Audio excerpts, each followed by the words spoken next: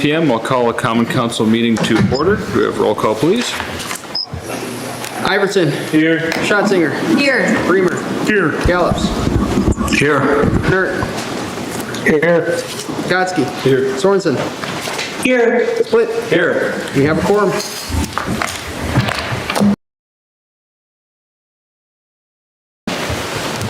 I pledge Allegiance to the flag of the United States of America and to the republic for which it stands, one nation, under God, indivisible, with liberty and justice for all.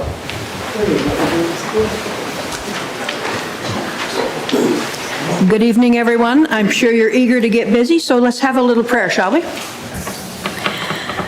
Gracious and holy Lord, we give you thanks for these public servants who've gathered here this evening to bring their time and their talents and their gifts to be about the work of governing Ripon. We ask that you bless their words and bless their actions this evening, shine a light of discernment and wisdom on their path, that they may do what is best for all. In Christ's name we pray. Amen. Thank you. Thank you.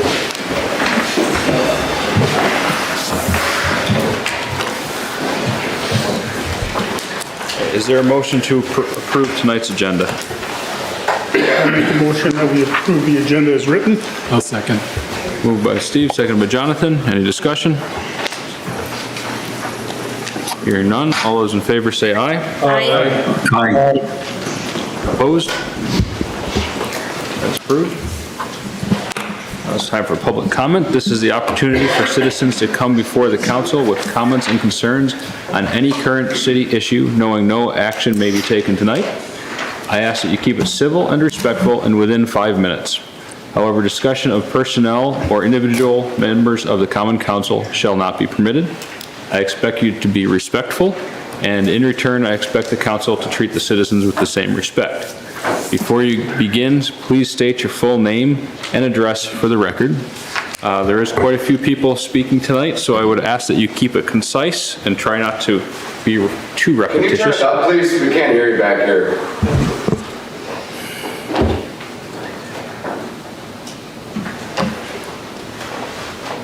Is that any better for you? Not much. If I go louder, I will not be able to conduct the meeting because it'll be all feedback. So if you'd like to move forward so you could hear better, the speaker's right in the center. Our first person for public comment tonight is Donna Marcourt. Please step forward. Right up to the microphone in the center here.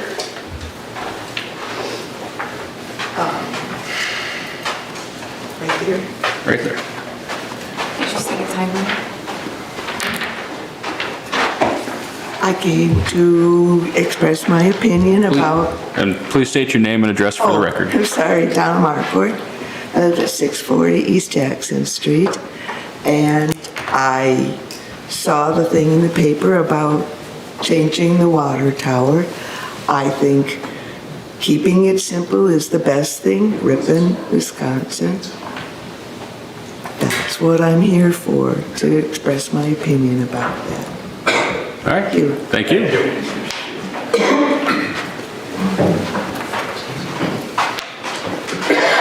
And next is, can't read the last name, but it's Tammy, Scornski.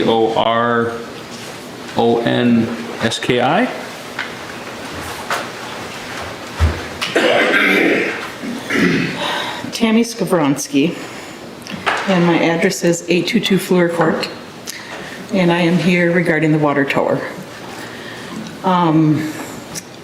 My opinion on it is that we need to stop taking away things that reflect our history. The history of the state of Wisconsin, the history of Ripon, the history of our country, our history in general. Too many things are being erased. They're being forgotten. They're being left behind. They're being taken away.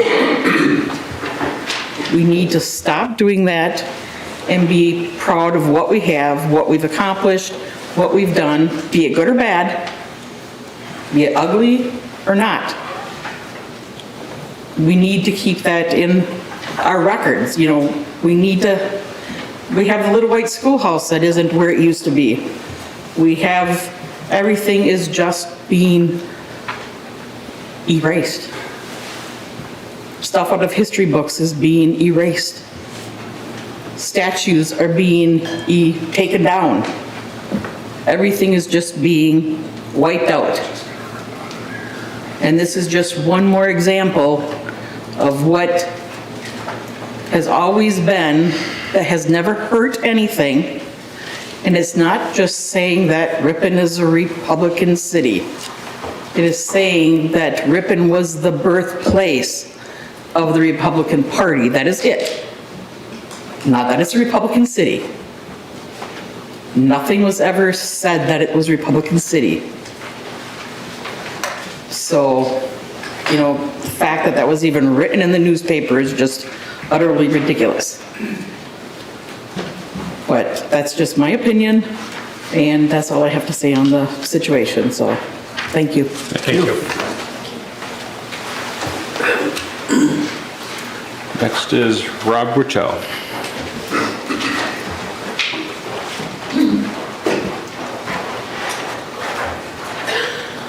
468 North Street, Green Lake, Wisconsin. How you guys doing tonight? Keep this short and sweet. I hope you guys missed me. But something stinks again.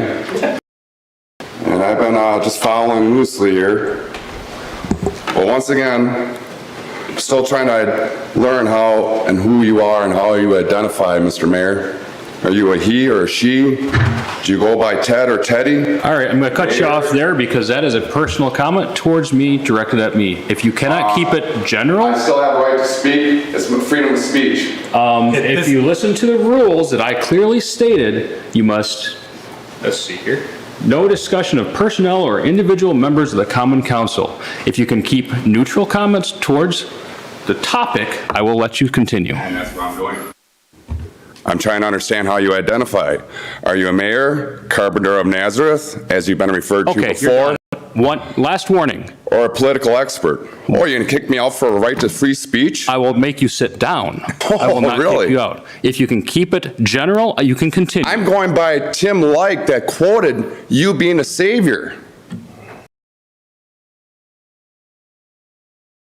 You're interrupting my 5 minutes, are you not? Continue. Thank you. One more comment, I will cut you off. Do as you may. You always do. You're an embarrassment. You always seem to use coward when needed. You've hidden behind counsel and Robert's Rule of Order, and most of all, public comments. How long ago did we witness you do the same thing when a very hot political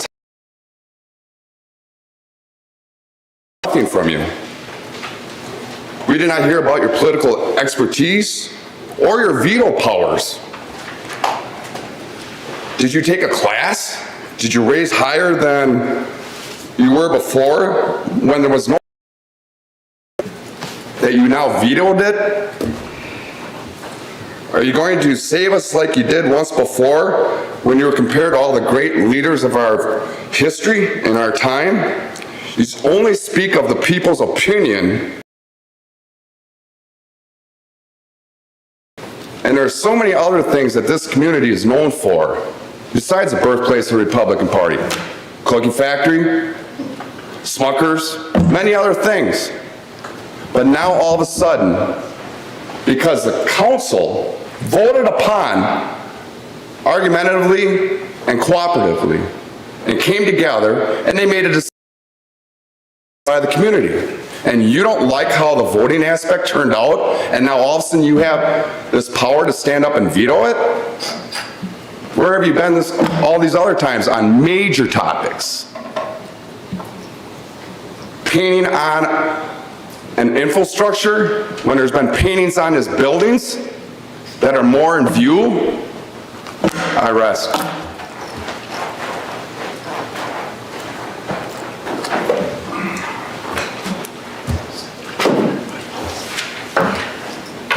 Next, we have Zemlicki. And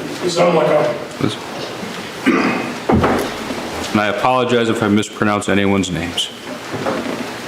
Sometimes it's a tough one for people. I get it quite a bit.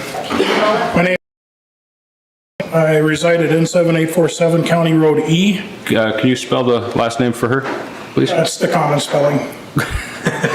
Zemlicka. Thank you. As a community, Ripon must be welcoming to all people, no matter their political views, race, gender, religion, or any other characteristic you said. We should want everyone to feel welcome to visit, go to school, or live in Ripon.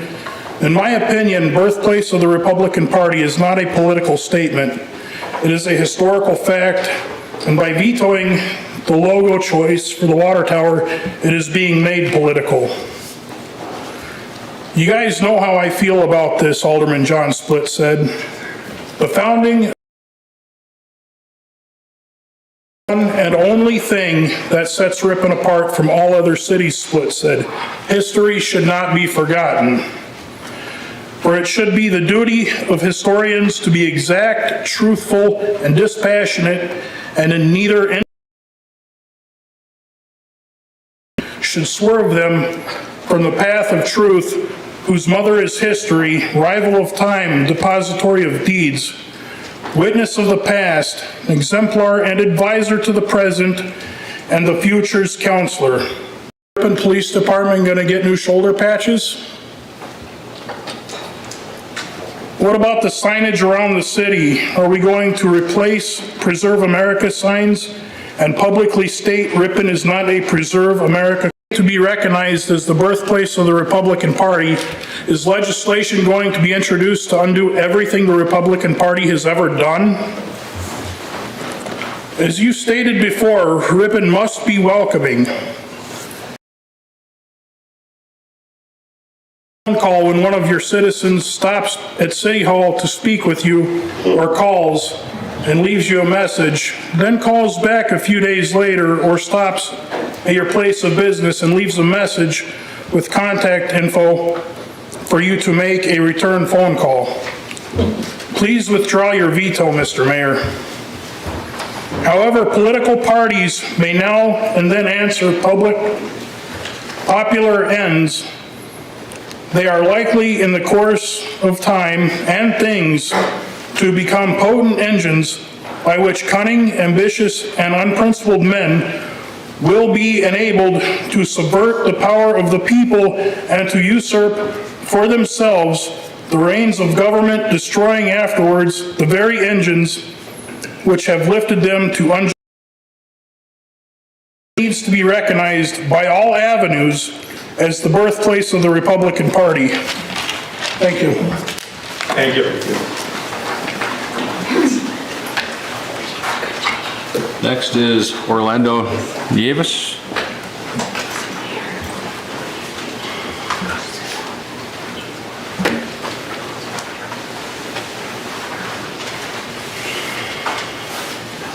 Good evening and God blessings to everybody. My name is Orlando Nieves from U.S. Press Agency, 827 Watson Street, from Christian International Intelligence Report. Well, let's get to the point. I want to congratulate the council for the decision of voting in favor of those who voted in favor of the 62053 to put the birthplace of the Republican Party. Now let's talk about the veto, Mr. Mayor. Precisely vetoing this, you are politicizing this. Because you're saying, no, it's about politics. No, it's not about politics. It's about a reality, a fact, a historical thing that happened here in 1854. That's what we're talking about. This is the birthplace of the Republican Party. This is the unique particularity of the city of Ripon through all the country, all the nation. This is the only city, Mr. Mayor, that the birthplace of the Republican Party was an event, an historical legacy of patrimony. Why would we try to forget about it because you think it could be political? It's not political. It would be political if you veto it.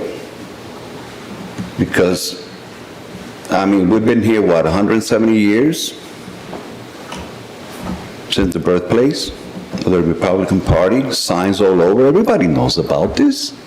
Doesn't change. Business, tourism, Historical Fast Society, Preservation Committee, Historical Committee, not going to change nothing because it says birthday of the Republican Party, because that's the truth, that's a fact, it's not political. But if you veto it, Mr. Mayor, with all due respect, you will politicize it. Because you are putting the Republican birthplace as a political issue, which is not. It's historical, it's a legacy, it's a patrimony. And I would challenge you for a referendum, a plebiscite by the people, because the council members here represent us, we the people, who voted in favor of. And I would challenge that you do a plebiscite referendum, yes or no, and you will have yes to write on this water tower, even on both sides, or even one side if it's need to, because of budgeting or something, we understand. But come on, why would we hide something that is true? What difference is going to make having it or not having it or vetoing it? With the people coming into the city, oh, it's a Republican city. No, it's not. It's so true that you're the only candidate running. Nobody has challenged you, not even the Republican Party. So it's not political, it's historical. Nobody has challenged you because of this, because you're Democrat and everybody respects that, nobody's differentiating that. Maybe we need to change administration for the people, because still you're the only candidate. But really push this and change this administration.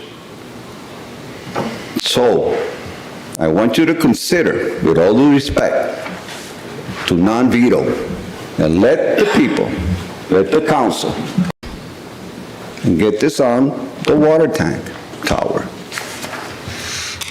and preserve what history is all about. And again, if you veto this, it will be politicized. If you politicize this, you will mess this up. I rest my case. Thank you so much. Thank you. Thank you.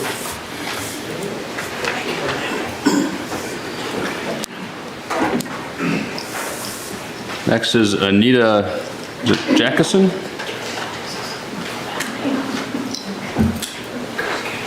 You're closest, Jason.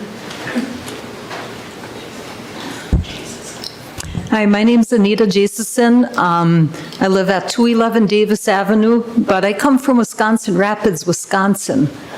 You may ask, why is an outsider doing over here?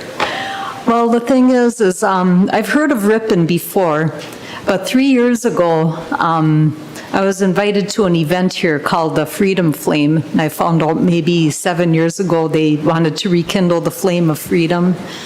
And I heard the story about the little white schoolhouse and its history, and I was absolutely fascinated. I went to that little schoolhouse. It was absolutely charming. I know it wasn't the original spot, but it's been there for some time. And the old building by it,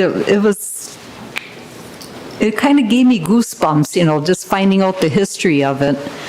And that 3 years ago, they had a flame lighting ceremony, and I met a lot of people from Ripon, and some of them have become my friends since then. And last year, they had another Freedom Flame event on the date of the birth date of the Republican Party. And I went to that schoolhouse again, and it was like a punch to the gut. You know, everything was razed. That old building was gone. Everything was ripped down all around the schoolhouse. It was just devastated. And I heard all the debates about why they're doing this and that, and none of it made sense to me. And, you know, this area is so rich in history. You know, some people think it's a Ripon issue. It's not. It's not state. It's not, I mean, it's not city. It's not county. It's not state. It's the whole country. This is the birthplace of the Republican Party, and I can't understand why that can't be embraced and utilized to bring people over and to bring people together, because that's what we were founded on in the first place. This party was about unity back then, and there's so much division nowadays, and I think it takes heritage. And it's just mind-boggling to me why a town so rich in history is willing to ignore something like that, and like was said before, is make it into some political. The word spread about Ripon, you know, since they rekindled that freedom flame. You know, there were twice as many people last year as there was the year before. They're having it again, and I expect a heck of a lot more people. People are excited about this. They're excited about your heritage, which happens to be my heritage too. You know, we were founded on freedom, where a lot of people from all different political parties. It's just the most beautiful story ever told, you know, as far as unity goes in this country. And I don't know why we can't get back to that, you know. Destroying history is not the answer. You know, I have a friend that's from Ripon. And come to find out, hundreds of years ago, there was a Native American tribe here. Nobody's ever heard of them. You know why? They were utterly obliterated, and their history was buried. I bet you the residents of this. And a lot of the buildings, including the college, are built right over that site where these Native Americans once lived.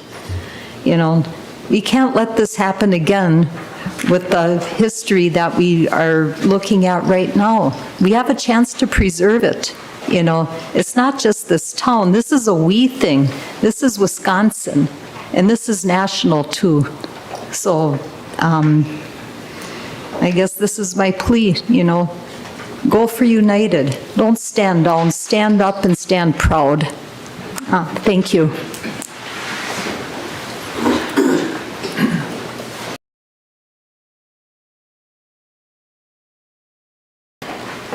I have no comment at this time. Thank you. Then Scott Milheiser.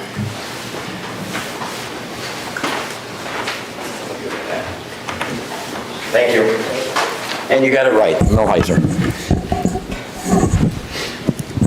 My name is Scott Milheiser. I am a lifelong... Please state your address as well. I'm sorry. Scott Milheiser, 2000 Johnson Drive, Manitowoc, Wisconsin. Currently reside in Manitowoc. I am here tonight to speak in opposition to Mayor Grant's veto of the birthplace of the Republican Party slogan for the community's water tower. Now, you might be asking yourself why someone from Manitowoc to speak about your water tower slogan. Well, attending high school 45 years ago, a mere 30 miles north of Ripon, that I sat in Mr. Perry's third-hour American government class, that I listened intently to his lesson of the Little White Schoolhouse and how Ripon became the birthplace of the Republican Party. 15 years ago, I walked through neighborhoods of this community, knocking on doors as a Democratic candidate for what was then the 41st Assembly. I would pass by the Little White Schoolhouse. It often triggered thoughts about the historical implications that it had on our country's history. Since the summer of 2020, we have all been witness to history being erased, statues Columbus, Robert E. Lee, and too many Confederate monuments to list here were ordered removed by city leaders throughout the country. Even food products were forced to change names, like Uncle Ben's Rice becoming Ben's Original. Would later introduce her recipe to the world when she sold 50,000 boxes of her pancake mix at the 1893 World Fair in Chicago.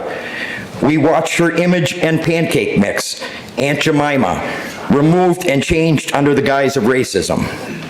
Even this city council caved to the BLM mural in Ripon's historic district, which was placed without the certificate of appropriateness. As a lifelong resident of Wisconsin, there are a couple of things that I associate with Ripon aside from that little white schoolhouse. Ripon Good Cookies, Speed Queen.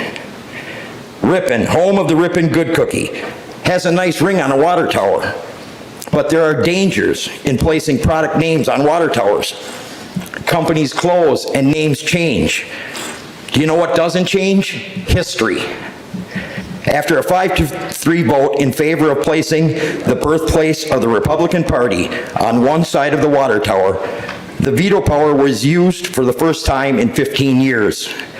It was said that placing this slogan could alienate some and lead them to believe that they were not welcome in this community. It could be argued that a BLM mural could also generate the same feeling of unwelcomeness to some.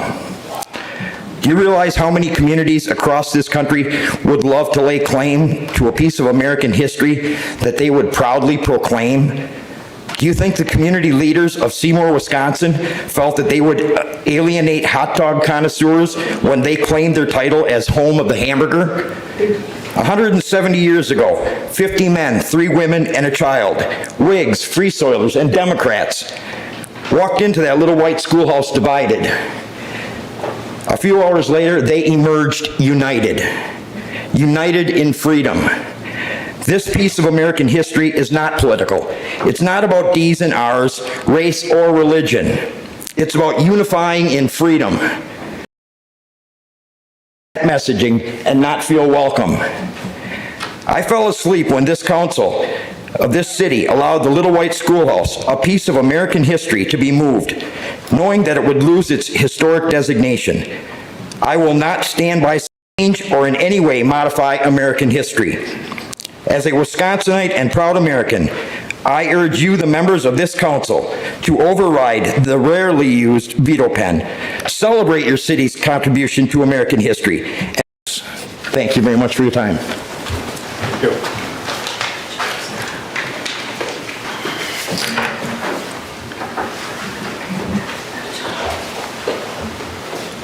And let's see, next.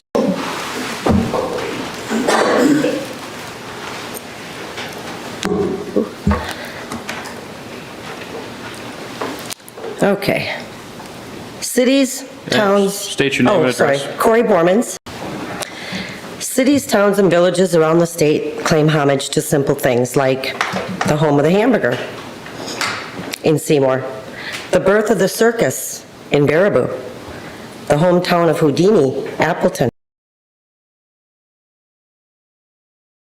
Motorcycles made in the world, Harley-Davidson in Milwaukee. And my personal favorite, the birthplace of the ice cream sundae in Two Rivers. Other cities like mine have a great pride to be home to the America's team, the Green Bay Packers. Some of these are whimsical and just plain fun facts, yet some of these claims have been challenged and cities have had to stand their ground to keep these titles. The city of Ripon has a claim based on facts that shall never be challenged. It is absolutely 100% a party the mayor believes has just about 50% supporting. Yet he's concerned that Democrats will feel disenfranchised while living and working in Ripon. Today, Mayor Grant may be allowed to exercise. It's my understanding he has made his intentions clear in an email to the City Council. I pray this council stands again in favor and exercises its power to revoke this overreach from Mayor Grant. The ripple effect that Our state in this nation will be unstoppable. Communities that are engaging in similar attempts to rewrite our rich and diverse history will follow your lead. I'm here asking this council to preserve our history today and lead by example so others will find courage to do the same. The people of Ripon elected their council to advocate for them. The council did their duty and voted in favor of including the birthplace of the Republican Party on the water tower's design. Mayor Grant's veto disparages the citizens by disregarding their elected council members' decision, in turn vetoing the voice of the people. 170 years ago, Democrats, Whigs, and Free Soilers entered the Little White Schoolhouse and they were divided and emerged united in freedom, calling themselves Republicans. Ripon became a party. The city of Ripon has the opportunity to preserve and honor their ancestors for finding unity during an extremely diverse time in our history. We face this division today in countless ways throughout. Politics, religion, and race divides families, friends, and neighbors like most of us have never experienced in our lifetime. Let this moment be a shining example to Americans that we are proud to honor unity and, most of all, freedom. Freedom found in the Little White Schoolhouse and the birthplace of the Republican Party. 70 years ago, the Freedom Flame was reignited by President Eisenhower as he pressed a button in Washington, D.C. 7 years ago, the flame was relit again and remains lit virtually for freedom lovers around the world to witness.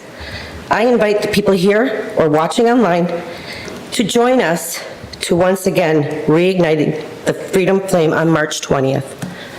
Thank you for allowing me to speak. I have flyers for the Save the... From you they can. Thank you. Thanks. Would you like that, sir? No, I'm good. Would you like that? Next is Andrew Dowling. In Houston Street. As many of you know, I've had my disagreements with Mayor Grant in the past. Despite this, I am not here to criticize him tonight. Instead, I would like to join Mayor Grant in his opposition to the birthplace of the Republican Party's slogan being added to the water tower. While it is an objective historical fact that the Republican Party was founded in Ripon, adding it to the water tower does present both residents and visitors alike with a partisan political message. Claiming his decision to veto the resolution is contrary to the integrity of our state and nation's history and values.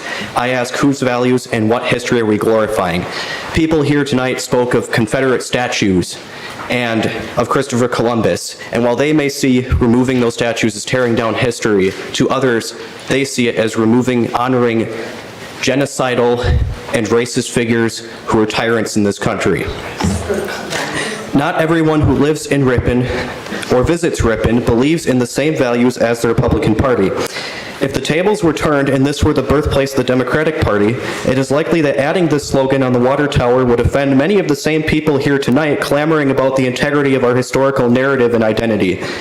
Today, this country, including this city, stands nearly as divided as it was in the 1850s, just prior to the Civil War. Given this toxic political climate, it is not the time or place to be placing politically controversial slogans on government property. While the slogan may not necessarily be an endorsement of the GOP, its policies, or its leaders, there are many people, both Democrats and Republicans alike, who would see it as such. It is the interest of not furthering division in this community. The slogan should not be placed in the water tower or other government property. Furthermore, contrary to Alderman Splitt's claim, the birthplace of the Republican Party is not the one and only thing that sets Ripon apart from all other cities. It is not even the primary defining historical or cultural landmark in Ripon. Rather, if any location in Ripon deserves such a label, it is Ripon College. Not only does Ripon College predate the Republican Party, but it has had a far greater impact on both the history and community of the city of Ripon. Aside from providing 300 jobs and bringing in much-needed revenue in the form of tourism, The college has been a center of academic engagement and discourse since its establishment in 1851. It has also provided Ripon with athletic events and various displays of the fine arts and music, which sets Ripon apart from many towns of comparable size. Most importantly, Ripon College has been a magnet to which people from around the world have been drawn to. Aside from hosting famous celebrities like Harrison Ford, the college has brought thousands of people to this city who otherwise may never have visited or inhabited Ripon. Countless students have spent several years in this city, and many alumni, myself included, are still residents today. Likewise, the college has also brought to this city many highly educated and skilled scholars that form the faculty of their institution. The faculty, particularly in the history department, have done substantial work preserving not only our own local history, but state, national, and international history. If historical preservation and integrity is the primary reason for supporting the slogan on the water tower, then the college again should deserve a higher priority in this regard.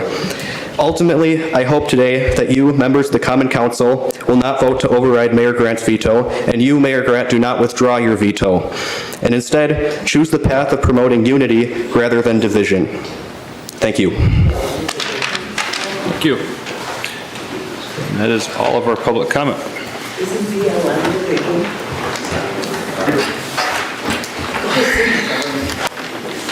All right, so our first agenda item is the hotel market study. We have Mike Linder joining us today from Hotel R&D LLC, who put the study together for us. If you'd like to step forward. Adam, any further introductions from you? I had sent out the study, so a couple weeks ago, because it was 120 pages. I hope Mike's not planning on going through page by page, but Mike is here. Turn it over to Mike. Thank you. Again, my name is Mike Linder. My company is Hotel R&D. I do market research and feasibility studies based out of Oshkosh. So about a year ago, when I talked to Adam and he had mentioned that the city was interested in getting an objective third-party hotel market study, I almost insisted that I had to do it. I didn't care who the competition was. I've been a resident of this area for a long time, and I know Ripon, and I know Green Lake, and I know all the counties around it, so I really wanted to do the study. I did not think that it was going to take almost a year to complete this study, and I did not think it was going to be 133 pages, which I hope you have read. If you haven't, this is going to be a good week to read it. An amazing community, and it took me by surprise as far as the tourism and the business that's here. And when I started this study, you know, I look at, and I won't get into this real long, but when I look at the supply of lodging, and that includes marketplace rentals like Airbnb and VRBOs. I look at the existing hotels, and then of course I look at the businesses and the demand. And I was very surprised at the underperformance of the hotels in this market. I knew one of the properties when it opened as a Comfort Suites, and I know there was the Royal Ridge Conference Center that has now closed. But they were underperforming, and my first take on it was people were leaving here to go to Oshkosh because they had new hotels and a lot of hotels and a lot of restaurants and a lot of taverns. Same with Fond du Lac, and then Green Lake just reopened, the Heidel House. So it had an impact on the area hotels here, and I sat down with Adam after that initial conclusion that was going to be, let's sit on this and wait. And it was a little persistent. He said, just keep looking and take a look at it and talk to the college and talk to Alliance. And I did, and I spent 6 more months going through Ripon, and that's when my eyes opened up that, you know, you're losing more business of visitors than you're getting. There's more people coming in here that would stay here, but they're going to other places because they're either invited there or they don't like the supply here. So it resulted in, the length of the study resulted in 2 recommendations. And one, midway through the study, a hotel came up for sale, and I have a suggestion and recommendation. And another one was just a complete new build with a national franchise like the one you had here years ago. This community can support at least another new hotel, and it's not going to put have the negative impact on the existing properties that typically a new that much business. And I think with all the efforts that I saw that have gone into the downtown business district, any location that can be within close proximity, gateway type location would be outstanding. So again, please read the report if you really want to. You'll learn a lot about the hotel industry. You can come back, and my plan was to meet with Adam and whoever we get together and talk about that next step. And there are some developers out there that have stated interest. There's franchises that have stated interest. They won't leave me alone. So developer here and possibly a new hotel in the near future. Were there any questions? One quick question, or two first. Style places, you said there was a significant growth in the last 3 years. Do you see that continuing to grow, or is that pretty steady at this point? It'll continue to grow, but not at the budget growth since 2019. And the pandemic certainly helped that, because everybody was looking for their own place to rent and not be part of a hotel building, and the hotels were closed. So that's what increased the number of units. But as long as the cities are allowing it, as long as the housing market allows it, that will continue. But again, not to you can start to see the occupancy numbers go down. And with those Airbnb units, were they mostly full-time Airbnbs, or are they the type where people are out of town for 2 months and they've rented out during that time? No, the ones that I looked at were defined as active, and active means they have to be rentable on the market every month of the year. It can be 1 day, 2 days, or the entire month, but they have to be active all year round. All right. Steve? I have a question. You recommend building a new hotel in the city of Ripon. We have feast or famine at the, if they have a college event, they fill up.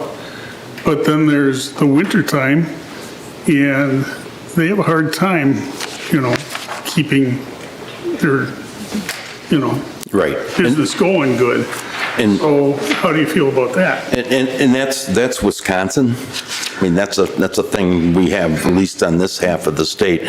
You see the numbers in January. If you can muster up a 50% occupancy, you're doing pretty good, and you're in a good market. So you do have those slow periods. It's a valley period, and it's the winter time. Although the winter weekend, this winter is an exception. But, having run a hotel in Oshkosh, I saw the tourist activity on winter weekends that was strong. Nothing like the summertime, but the summertime is the time here. That's when the rates are the highest. That's when the occupancies are the highest. And as long as you have some decent business activity, and you do here, you have, for a community this size, the number of manufacturing in the service industry is pretty impressive, and they don't seem like they're going to go anywhere soon. They're still in kind of a growth mode. So whether it's Alliance or Accurate or any of the companies, that's your year-round business. And the hotels here, like everywhere else, have suffered since 2020 because business travel, despite what you may hear, has not come back to the level that it was prior to that. So you're going to have your valleys and peaks, but there's some pretty good peaks here. So as a follow-up to his question, in conversations I've had with some of our large employers, they said that the current hotels in our city are not to the standard that they would want to put their business visitors up in. Did you find something similar? Mm-hmm. Absolutely, and that was really the turnaround of the study was when I found out that they had all these visitors coming in, and they were putting them up at the Marriotts and the Hiltons and the Holiday Inns, you know, in Fond du Lac and Oshkosh, and using the Heidel House. So, yeah, it's not just put up a hotel and everything's going to be fine. The national brand, especially the one with the loyalty programs that all the business travelers are all over, that I think is the key. And I listed a number of them. Unfortunately, the Hiltons and the Marriotts don't. I mean, they really have to be convinced to come into this market, this type of market, this size. They look at demographics, they look at highway locations, and they look at, you know, their laundry list. And they also have minimum size, and I think that would be a little bit too much for Ripon.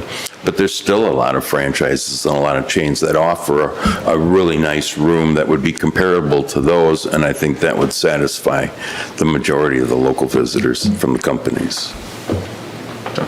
He kind of answered my question, but my question was with the occupancy at 45 to 50%, how did you find out people are coming to Ripon but not staying in Ripon? But you did kind of answer my question with asking the business. Right, you know, asking the business, and then, you know, I had to broaden the competitive arena. You know, it's not just Ripon, it is Oshkosh, Fond du Lac, Green Lake, you know, all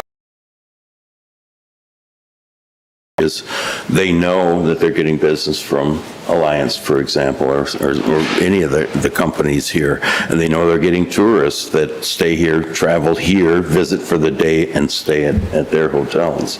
So that was the eye-opener, and then there's a report in there from a company called Smith Travel Research, and they monitor occupancy and average rates of hotels, of franchise hotels. Nobody in Ripon, none of the properties in Ripon are involved, which is really kind of a bummer. So I had to look at the Oshkosh and Fond du Lac, and that's where we saw the numbers of this region of like 75,000 rooms that gets displaced every year because the hotels fill up or they don't like the quality of hotels. And that was the big thing. They don't like the quality of the hotels. So that's where we drew our conclusions. Thank you. Kind of going off of what you just said and spurred off of the mayor's comment. So I see this as hopefully bring in what you said. You have two recommendations here. Should that be stronger in this? What you're saying is that we're looking to up the quality, that there is an opportunity here. You know, you're saying this, and maybe I missed it in the report, saying that so strongly and so articulately. Maybe is that listed in here that you have talked to businesses? There is a demand, and so I see opportunities here, you know, opportunities to, and you gave two recommendations. Right, my other right. point here is too, if people are listening, is there anything you want to say more about the two recommendations, the two that you give? I tried to cover it that way with the SWOT analysis, and there are comments in the demand analysis section, which I believe is section 4, that talk about the demand generators and the company responses.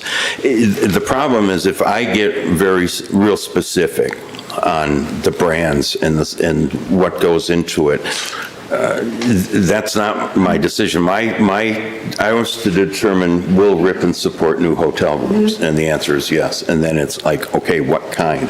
And I've got two specific and yet completely different types of hotels. Anything beyond that is developer preference and brand preference, and it's dictated. It would ultimate result in me having to go back through and make changes to the numbers side of this study. So I leave that open. I will go back, and anybody that in the next, I think I usually do a 2-year thing. If they need numbers changed because the franchise, the expenses have changed, I'll change anything but occupancy and rate. You know, those are the strongholds. The variables, I'll go back through for anybody that comes in here and wants to build a hotel and make those adjustments so it fits their hotel. But for me to get that specific, I could be doing that for another 2 years. I could have different scenarios. Well, and I didn't necessarily mean that. Mr. Mayor? Do you feel that it's clear? 1 second, Ellen. That right now what you're saying to the wider country, to people listening, that Ripon can unequivocally support new upgraded hotels, Yes. rooms, and someone coming in, and you're saying that loud and clear. I believe I am. Yeah, I hope I am. I should be. Great. Yes, in the executive summary alone, I think I overdid it a It's little. good Yeah. Oh, good. Appreciate it. All right, question from Ellen?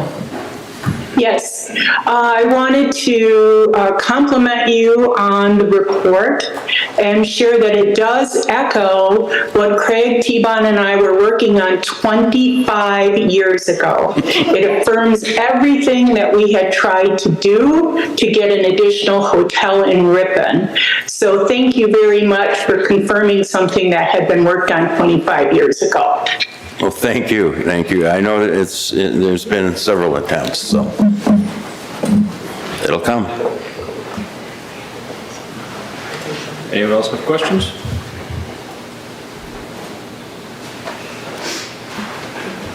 All right, well, thank you, Mike. Okay, thank you. So this doesn't end tonight. Mike and I will have conversations about this. There are obviously 2 projects in here. We'll start working on them and trying to execute what's in the plan and enhance some of the offerings in Ripon here.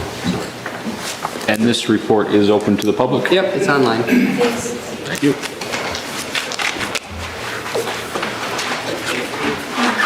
All right.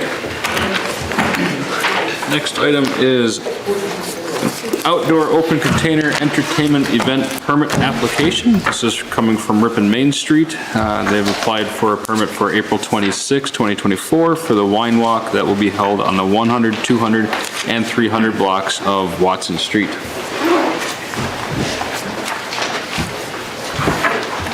I'll make a motion to approve. A second. Been moved by John, seconded by Jonathan. Any discussion or questions?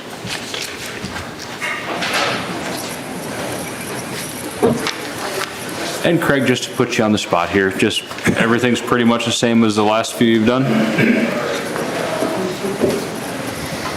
Yes, for the record, I was 15 years old when I started working with Ellen on the study, so it's... All right, I'm fibbing a little bit. Yeah, everything's going to stay the same with the wine walk. It's working. We'll have a couple officers from the Ripon Police Department. We'll do the check-in process, just like we do the wristbanding, the IDing. So I anticipate it going off as usual. Any further questions? Thank you. Thank you. There are no more questions. All those in favor of outdoor container entertainment event application Main Street on April 26th, say aye. Aye. Opposed? That is approved. Thank you.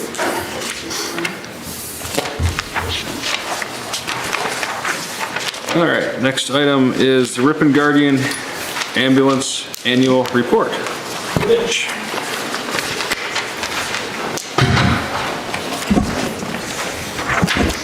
All right, good evening, everyone.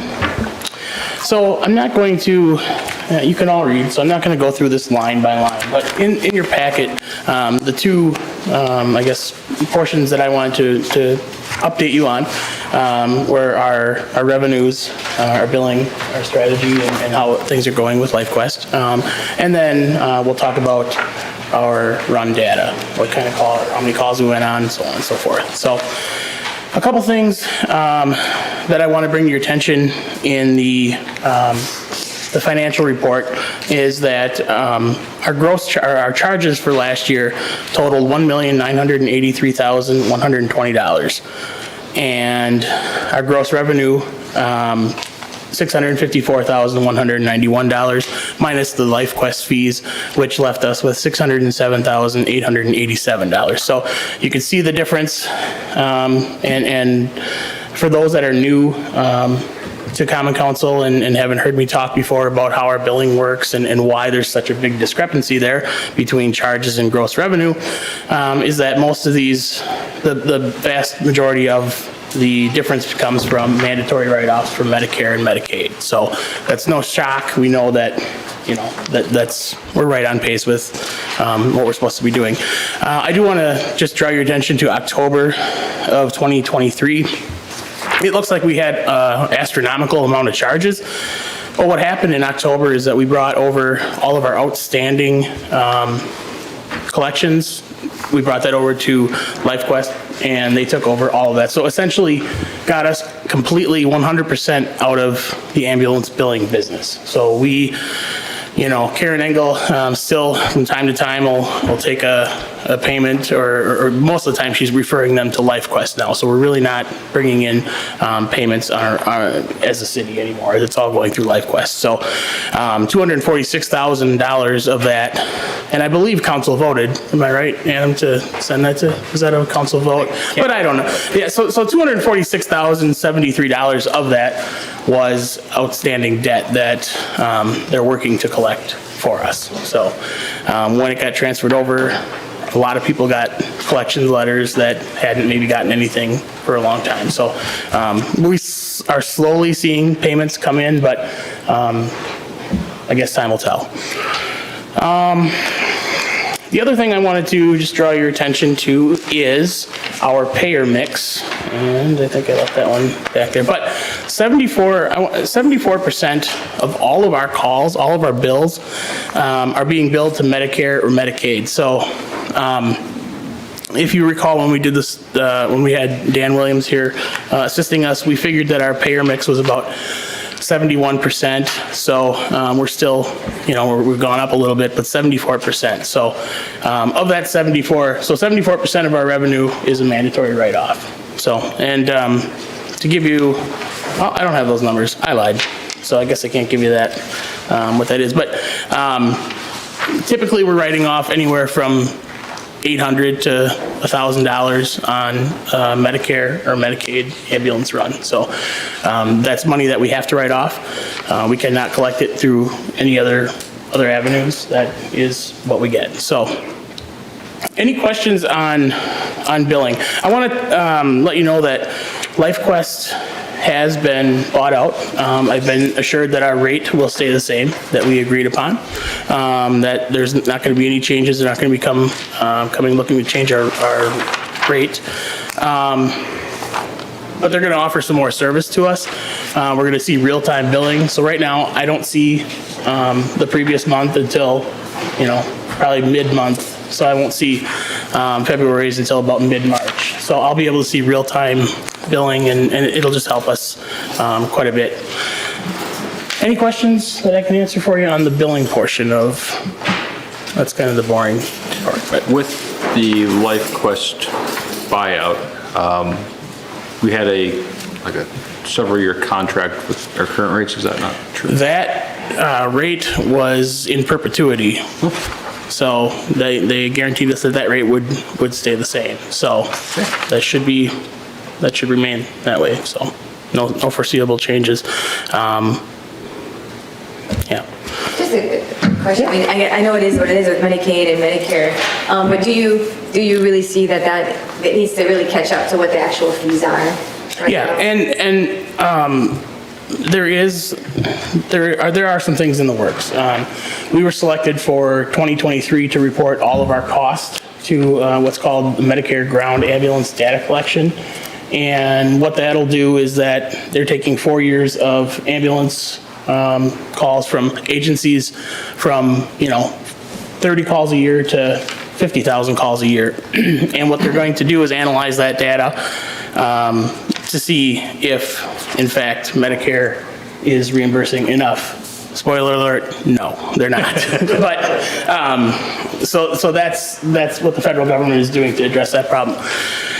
Medicaid at a local level, we're in the beginning stages of what's called Wisconsin Ground Ambulance. It's called WIGEMT. So what that is a similar cost reporting that we'll have to do, but that'll be at the state level where we'll get extra Medicaid money from the state. So it's basically mirroring the federal study that they're doing.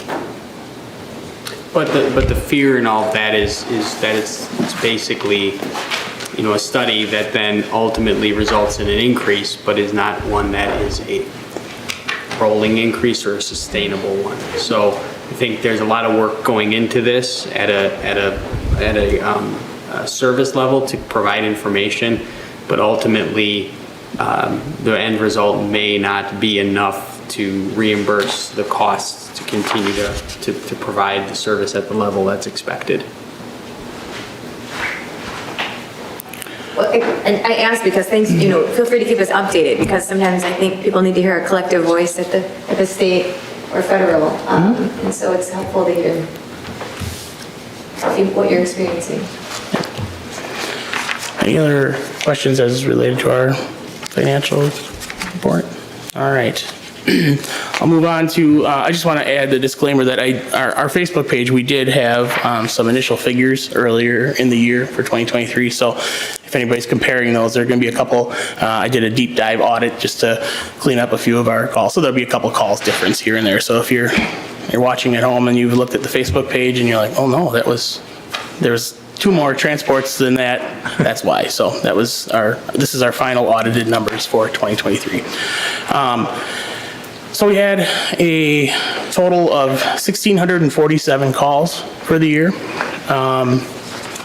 Some of those calls, about 45 of them were multiple patient calls. So what that means is that call gets the same call number, and basically our number of calls doesn't reflect the number of patients necessarily.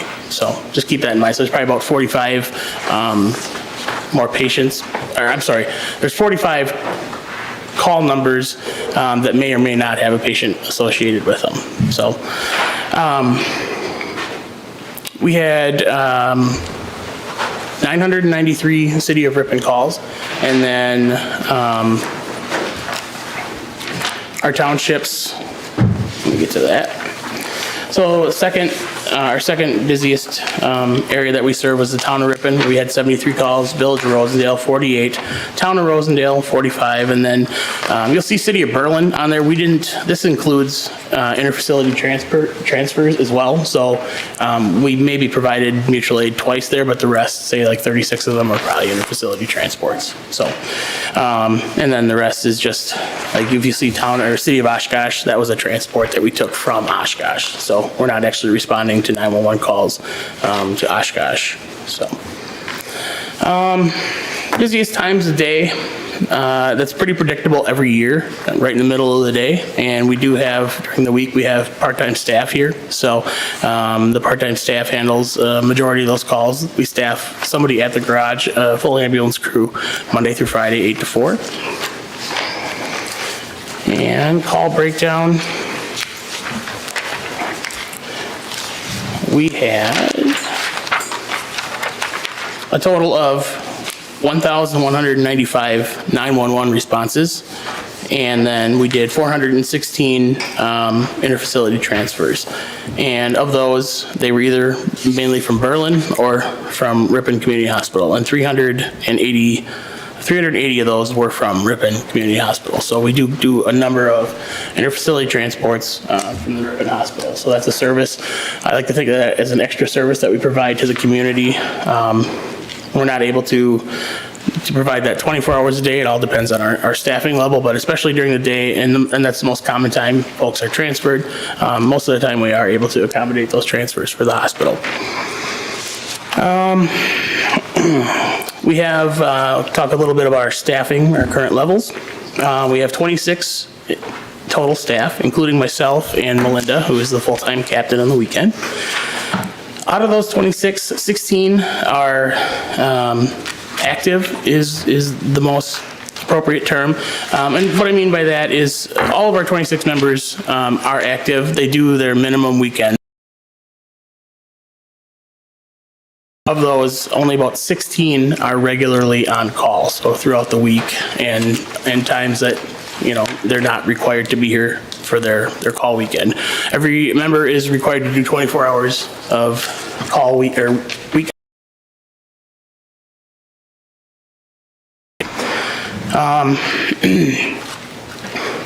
Of those 26 members, 15 are EMT basics, 1 is an AEMT, advanced EMT, and 11 are paramedics. This year, we gave 24,731 hours of on-call time. So that was call time spent on call by all of our members collectively. A couple other things that this year we added 2 CPR instructors, myself being one of them. We've seen a significant increase in requests for CPR instructors or CPR courses. Some of that had to do with the Damar Hamlin thing, of course, which is about a year ago or more now. But that trend has continued. And so since COVID, we really stopped completely doing CPR courses, but we've really ramped that up again. And we saw some more need for CPR instructors. I hope to add another 1 or 2 next year as well. And then let me just give you a little bit of current data. Last year we finished about 45 calls actually, behind 2022. But this year we seem to be making up for it. The year to date we are 89 calls ahead of where we were last year in the same date. So in 57 days, we're 89 calls ahead. So to put that in perspective, we're doing 5.6 calls per day currently. We were doing 4.0 calls per day last year at the same time. Last year, we finished with 4.6 calls is what the average came out to last year. So if this trend continues, we're going to be over 2,000 calls. And historically, January and February are light months. So knock on wood, I kind of hope this trend doesn't continue. But we're looking to be a busy year already in 2024. Any questions on, Doug? Mitch, are we on track then to hire another EMS person, another full-time? It's starting to look like that. Yeah, definitely. I mentioned the 16 real active staff, and of those, we have a few that are aging out. And 2 of those are paramedics. So, yes, definitely. If you recall, the Dan Williams, his report from strategic management, we kind of have a 5-year plan that says that we should be adding another full-time person here soon. With some of the things that have been going on with the fire department, we've been using a lot of their EMT staff. Not to supplement, but they're cross-trained. So we're getting people from there to come work for us, is what I should say. And they do respond to our second unit calls and help us out as well. A couple times we have utilized them as a crew member because they are credentialed with us. So there's definitely some opportunity in the current situation with the fire department and possibly, combining staff or consolidating departments. I know that's on the table. So yes, the short answer, absolutely, we do need to, within the next year for sure, add another full-time staff. Okay, thank you, Mitch. I'm just curious, are you able to say a little bit more about what you're seeing, any trends? I know you don't have the numbers in front of you, but is there something or younger people that we should just be aware of as a city? For example, I'll say that I was looking at some numbers because I work in Fond du Lac, the city of Fond du Lac, that falls, that there's that's actually more common than other places across the country, that people fall more. Yeah, Wisconsin, we lead the nation in falls, and I don't know how many of those are sober falls, to be honest. That's correct. Wisconsin, that's not something we want to lead the nation, but we do see a lot of falls.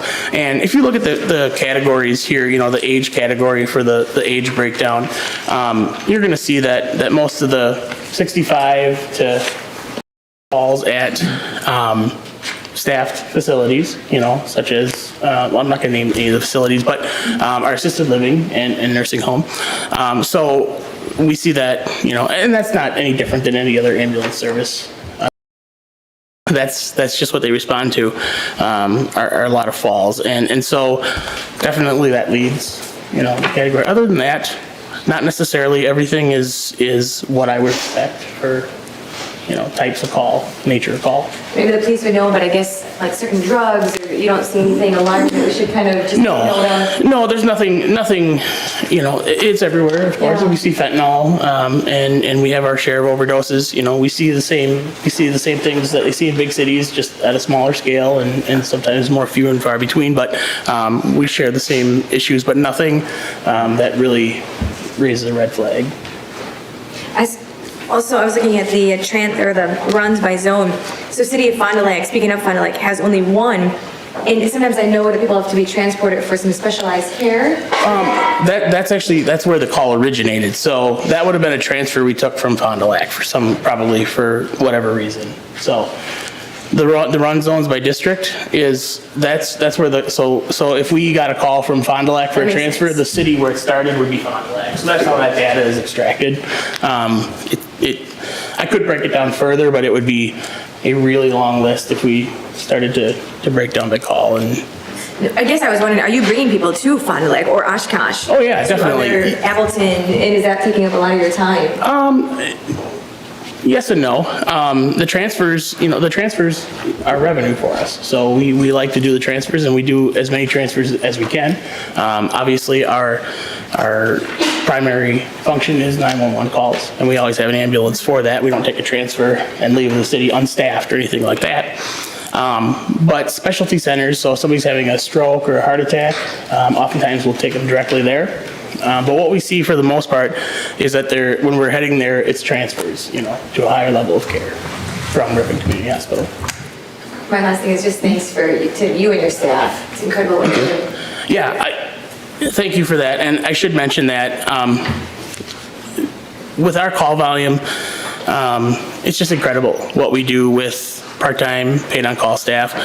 There's services that are 600, 700 calls a year that have a full-time duty crew around the clock. And we're fortunate, and we have dedicated individuals that keep us running on such a lean roster. So kudos to them. Any other questions for Mitch?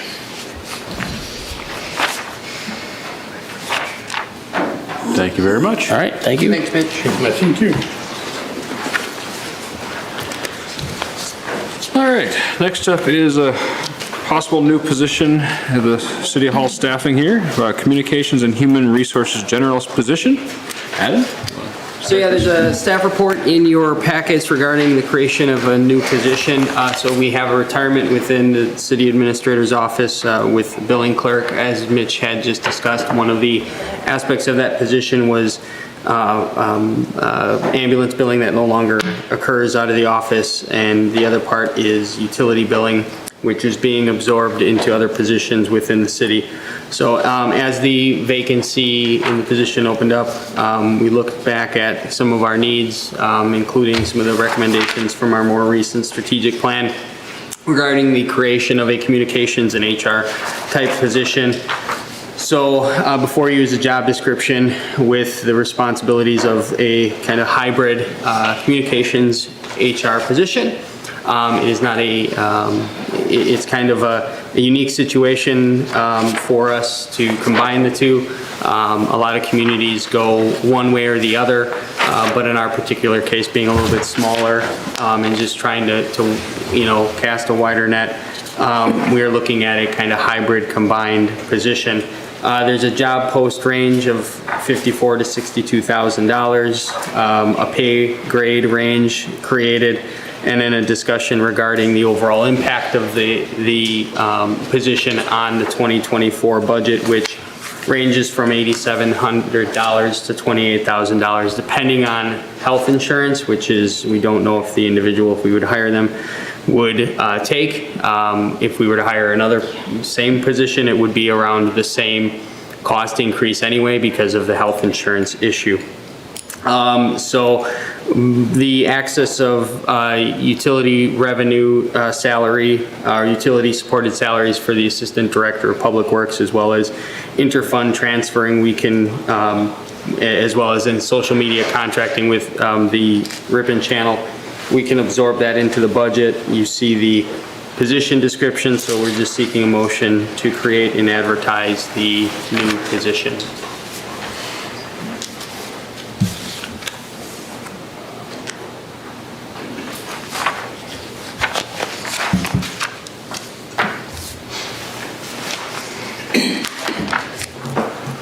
Would anyone like to make a motion to approve this position? I move to approve the city in moving forward in advertising and hopefully hiring a communications and human resources generalist position for the city of Ripon. I'll second. Been moved by Jolene, second by Doug. Any discussion? Steve? Who's doing all this stuff right now? And as far as your breakdown of duties and responsibilities? Who's is there doing more them, than one person doing this, or? Yeah, who's doing them versus who's doing them well. This is a bit of a switch. Obviously, communications is something that the city has been identified as being very weak in, and there's not a cohesive approach to communications. So I handle social media primarily for the city, as well as the police department, handles theirs within their department. The ambulance handles theirs within their department. It's all departmental based, right? And what it does is it creates a very lack of cohesive message and not a very strong, product at the end of the day. So ultimately, this person or position would sort of take all of that responsibility and work with department staff, but really be the one that is coordinating all of that type of activity. In terms of HR issues, we're leaving it a lot up to the department heads. So there's been a lot of inconsistency and a lot of changes in some of the policy that govern employee handbooks and whatnot that is put on the department heads, which works sometimes if you are a small department, but as a large department with many employees, it becomes a bigger challenge. So having someone, again, be more involved in some of the more hands-on or day-to-day stuff. I remain the HR manager. I remain, or the director of HR for the city, but this just sort of supplements some of the, and pulls together better some of the stuff that we've scattered around the entire organization. And on top of the outward-facing communications, this person would also help with the interdepartmental communication, so making one department communicate with another more efficiently.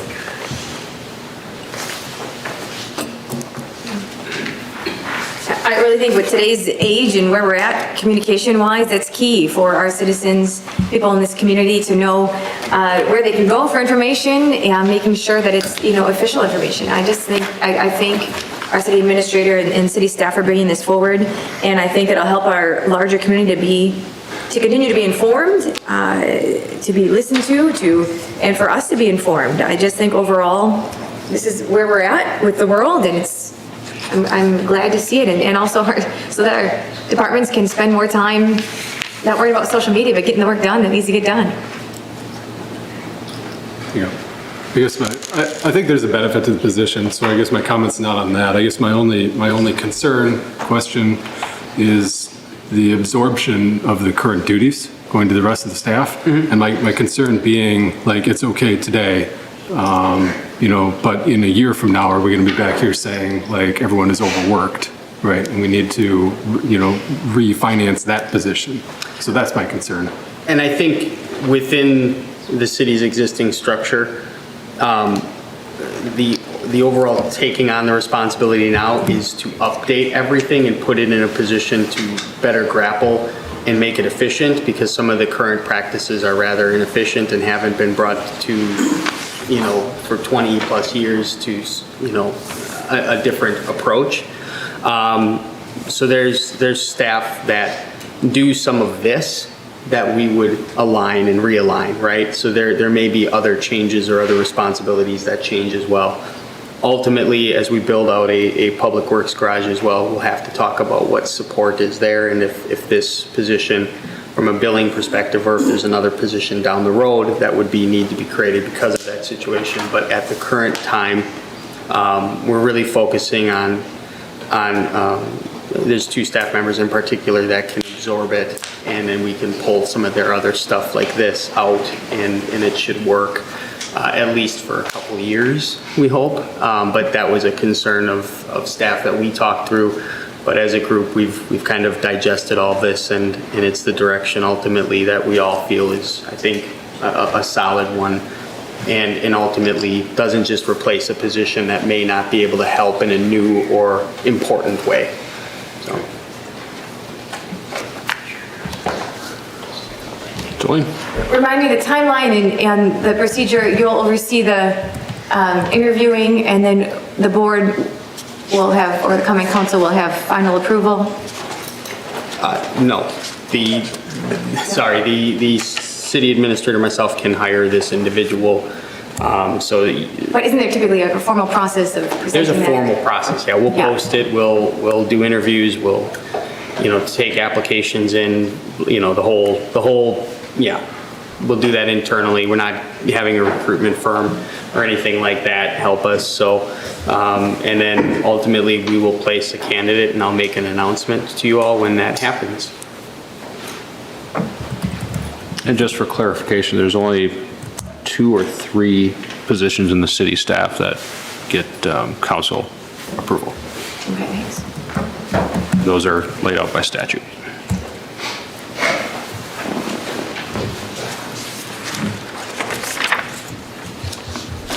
Any further questions?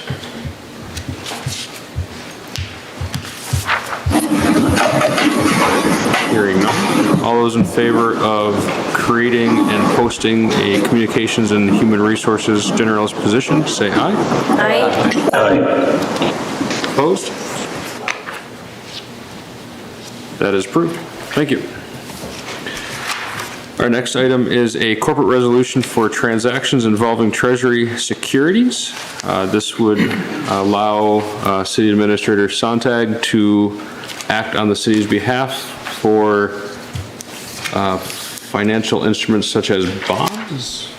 Yeah, financial transactions and securities, mostly to obtain a medallion stamp. This is what this is for. At times we have development agreements and/or we get gifts of like stock, which we can't have, so we have to cash in and go get a medallion stamp.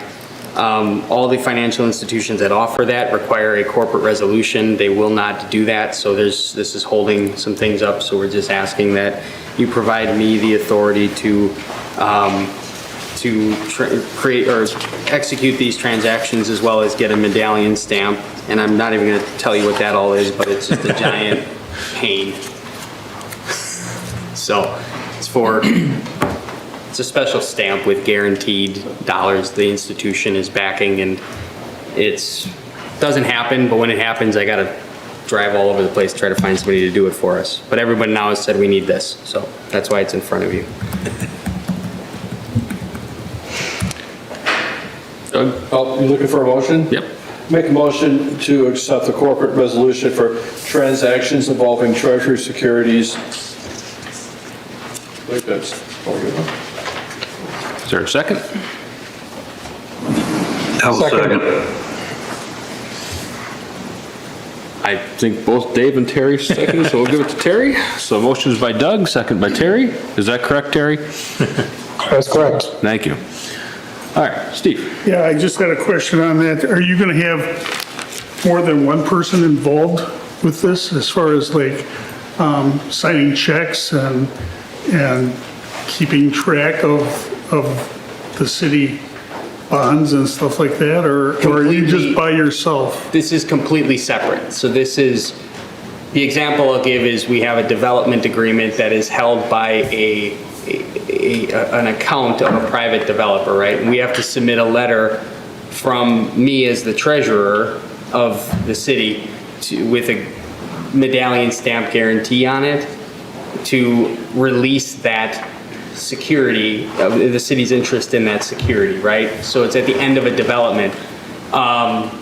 This isn't something that 2 people have to sign, it's 1 person. So me as the treasurer, that's why we put me and not anyone else. And it's not a checks and balances type thing. We have everything else in place from a financial, policy perspective to have separation of duties for all of that. The council gets involved with any bonding, resolutions, all that. So this is merely a transaction or case-by-case transaction. You know, it comes up maybe once every 3 years, frankly, so. Thank you. Any further questions or discussion?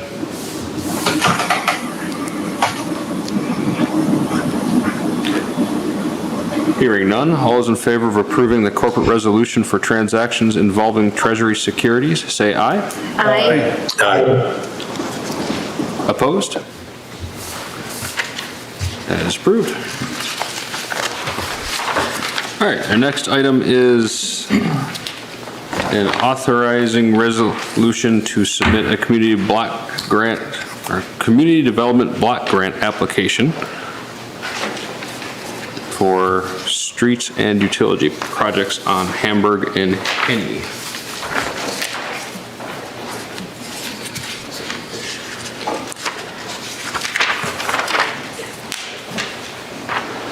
I'll make a motion to approve.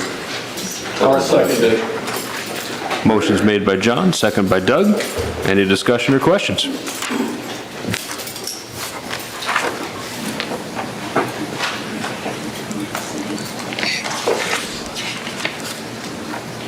Hearing none, all those in favor of authorizing the resolution to submit a community development block grant application, say aye. Aye. Opposed? That is approved. All right, next item is the veto resolution for bid alternate number 7 of the Industrial Park Water Tower Rehabilitation Project. John, would you like to start this? I would like to make a motion to overturn the mayoral veto, if I'm saying it correctly. In the form of the resolution that is in the packet. There is a resolution in your packet. In the form of a resolution that's in the packet. In the form of the resolution that's in the packet. Thank you. Is there a second to that motion? I'll second. Been moved by John, seconded by Terry. Discussion or questions? Discussion, please. Go ahead, Terry. This has been a very hard decision to make. In fact, I'm still not fully decided on my decision. I've had people that have contacted me before we even started this voting process and at the last meeting, stating that they were all for doing the Little White Schoolhouse and recognizing the birthplace of the Republican Party. As pointed out before the meeting, our police have birthplace of the Republican Party on their sleeves. It's not a bad thing to have. This whole time, this was brought up as a historical versus a political statement. Nobody ever talked about politics when we brought this up. Now we have groups that have brought this to our attention that are bringing it in as a political. This has been very hard because of the fact that there are so many political things throughout the city, the state, and the country that we don't agree with. At one time, we used to accept other people's opinion and not worry about it. But now we're taking it to a point where we want it our way, and that's the way it's going to be, no matter what. So they're going to sway whoever to change their minds and say, well, you know what?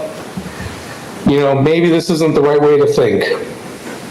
So this has been very hard, and I think the way we had originally approached it as a historical statement was the right way. To take it to a political level, which has happened now, is very disheartening. So now we need to sit back and we need to figure out which is going to be the best for the city. John. Okay. I got a few last-minute comments, but I'm going to put a little different twist on them this time. Abe Lincoln was our first Republican president. His home in Springfield, Illinois, gets 300,000 visitors a year. What would 10% or even 5% of that do for Ripon? Heads and beds has been said many times, and advertising is the answer. We all agree that we want and need more people coming to Ripon. Advertising is a way of doing that. $2,500 to put birthplace of the Republican Party on the tower to advertise that fact is cheap and money well spent. If it stays on there for 15 years, that's $166 a year. 20 years is $125 a year. Newspapers and TV stations would pick up a story like that in a heartbeat.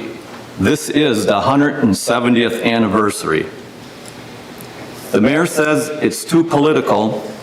Birthplace of the Republican Party is not a political statement. It's a fact that happened 170 years ago in Ripon. Just check Wikipedia. It's our history. Thank you. For a comment. So I had originally voted in favor of it with John and somebody else, Dave. So this was hard, coming into the veto, because on one hand, maybe I disagree with some of the comments. I think there were a lot of good comments. I might disagree maybe with the mayor that it's really political. I'm not a card carrying on any political avenue, but I represent my district, and so I might be in favor of it, and I voted for it, but I unanimously have been contacted by my district, so I wouldn't be supporting John here tonight. I might agree with it, but I have to get that vocalized that, I am supporting my district, and my district is unanimously, and maybe that's what Terry was alluding to as well, but everyone in my district is opposed to it. Jolie? I too voted this last time to have Birthplace Republican Party on one side of the water tower. For me, the Birthplace Republican Party stands for civil, civic discourse and engagement. And I am very proud of this history in Ripon. And unfortunately, I am dismayed how this has become political. And I have thoughtfully listened to people who have contacted me. Like my colleague has just shared, the majority have been against this. And also, when I've been outside of the city of Ripon, I ask people, what do you think if, if we had this on our water tower, what are your thoughts? And people thought, whoa, that's quite a political statement. No one said, that's interesting, I want to learn more. And so my intention would be to have people come and want to learn more so that it would be, bring people in. I really hope that is what we can really rally behind. I will say that I plan tonight to change my vote, and that being said, I plan to personally make a donation to the Little White Schoolhouse because I think it needs our support, and I believe in what it represents. But tonight, because this has become political, and unfortunately because this has become divisive, and people have put value statements on this, I cannot keep the vote that I had last time.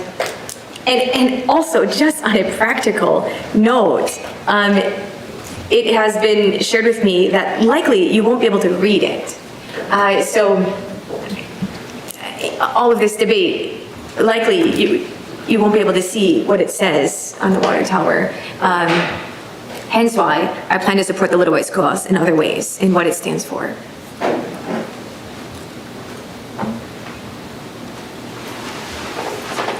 I want to echo what Jolene was saying. I've been contacted by a lot of people in my district. And everybody knows that I'm big into history of Ripon. I really care. but I'm going to have to vote opposite what I voted originally to have that on. And it hurts my heart to do it personally, but I can understand other constituents, how they feel. And I feel like a traitor to certain people, but like I say, I care about the city of Ripon, and I hope they understand. Okay, because everyone else has talked. First off, it says Ripon on the top, doesn't say anything else.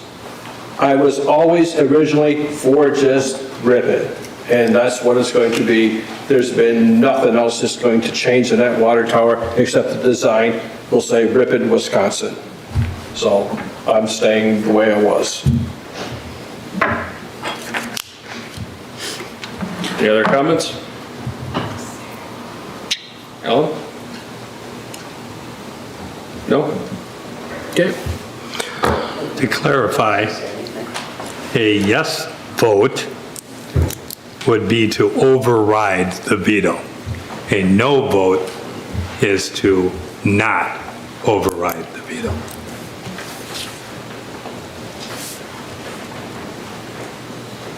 If there's no more comments? And just one other comment, just so it's clear to the listening public, 6 members of the body must vote to override, must vote yes to override in order for this veto resolution to overturn the veto is successful. One last time, further comments? We have roll call, please. Iverson. No. Schatzinger. Reamer. No. Gallops. No. Grunert. No. Godsky. No. Sorensen. No. Split. Yes. So there is a failure to override the mayor veto on a vote of 7-1. All right. Moving on. Project updates and staff reports. Mitch, anything further? Nope. City clerk? Yes, the next election is April 2nd. That's the spring election and presidential preference vote. The absentee ballots will be going out in the mail this Wednesday, February 28th. We are also having a college voter registration day, and it's scheduled for March 21st between 11 and 1 p.m. in the Commons. Thank you. Adam? Nothing. All right. I do have one appointment for this evening. This would be for Parks and Rec Committee, Tim Fox. Would anyone like to make a motion to approve that appointment?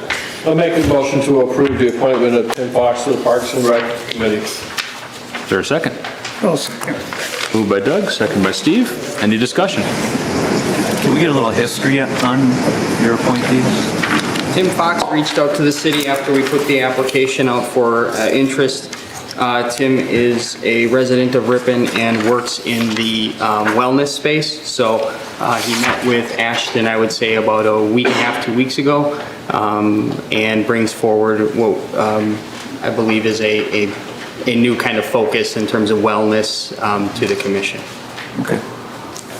He owns a business and he has been a personal trainer for many, many years.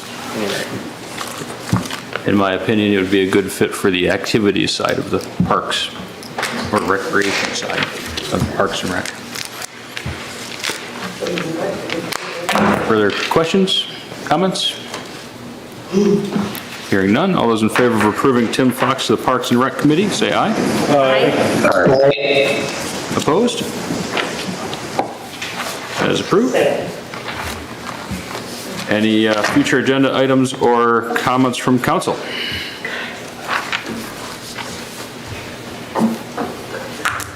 Would anyone like to make a motion to adjourn? I'll make a motion to adjourn this meeting. Is there a second? Second. Been moved by Doug, seconded by John.